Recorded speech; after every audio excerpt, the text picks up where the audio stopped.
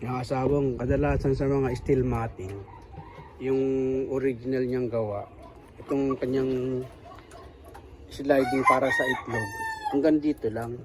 Mula dito sa may ano niya, hanggang dito lang. Ayan, ang kahabaan na yan, ang ganyan lang. So pagka ano, ang itlog, naaabot nila, nababasag ulit yung itlog.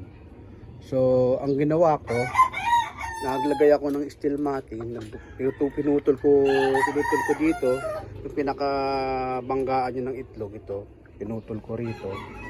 Yung pinaka ano duktungan Kaya mula dyan, yan, kinat ko siya.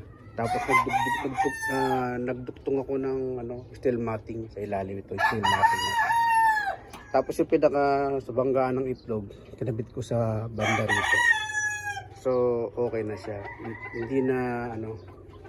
Hindi na naaabot yung itlog sa mga alagang inahin. Tapos nilagyan ko nitong green na screen, plastic na to, para naman hindi naman magdire-diretso naman yung yung gulong ng itlog. Yan. Para kasi itong mga to nakain kasi ng itlog ng mga inahin na to. Kaya hindi pa pwedeng hindi siya ilalagay sa battery cage. So yan lang mga kasawang, yan lang yung tips ko sa mga battery cage na pwede mong